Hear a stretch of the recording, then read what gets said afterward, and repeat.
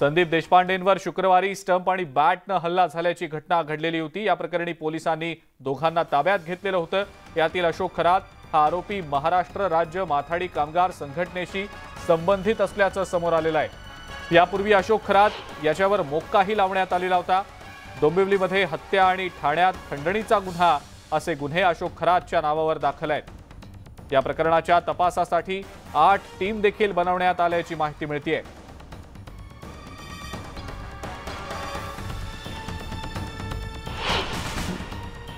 या टीमने सीसीटीव्ही फुटेजचा अभ्यास करून तांत्रिक जे टेक्नॉलॉजिकल सपोर्ट होता तो आणि गोपनीय बातमीदारांच्या मार्फत माहिती काढून आज सकाळी भांडूप परिसरातून 2 आरोपींना ताब्यात घेतलेला आहे।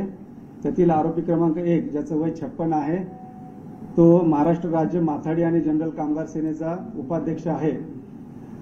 याला आणि त्याच्या एका साथीदाराला आम्ही अटक केलेली आहे। मनसेचे नेते संदीप देशपांडे यांनी या सगळ्या हल्ल्याचा घटनाक्रम सांगितला। हल्ला कुणी केला हे माहिती असून चौकशी संपेपर्यंत आपण कुणाचंही नाव घेणार नाही असं त्यांनी स्पष्ट केलंय। मी कोविड घोटाळा बाहेर काढल्यामुळे हल्ला झाल्याचा आरोप संदीप देशपांडेंनी केलाय।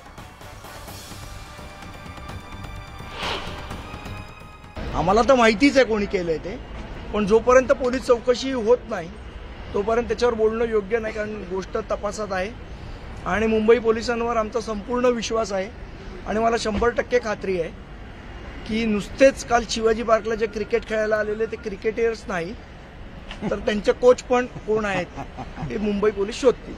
माझी सरकारला नम्र विनंती आहे, आम्ही कोणाला भीक घालत नाही, कोणाला आम्ही घाबरत नाही आणि अशा हल्ल्यांना तर अजिबात भीक घालत नाही। त्यामुळे ही जी सिक्युरिटी दिलेली आहे ती विनम्रपणे मी सरकारला सांगतो की त्यांनी काढून द्यावी। आम्हाला कोणाच्या सिक्युरिटीची गरज नाही, आम्हाला माहिती आहे कोणी केलंय। आता जर सिक्युरिटीज द्यायची आहे तर त्या लोकांना द्यावी ज्यांनी हे घडवून आणलंय, आम्हाला सिक्युरिटीची गरज नाही।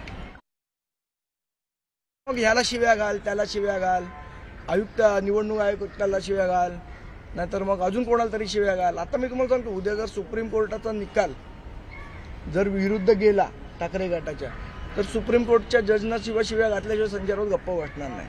प्रॉब्लेम हा, आणि माझी सहानुभूती आहे संजय राऊतांबद्दल की त्यांचा जो काय मेंटल बॅलन्स गेलेला आहे, मला असं वाटतं त्याच्यावर उपचार झाले पाहिजेत।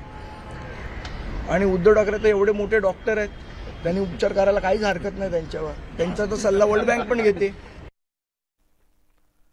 कसबा आणि चिंचवड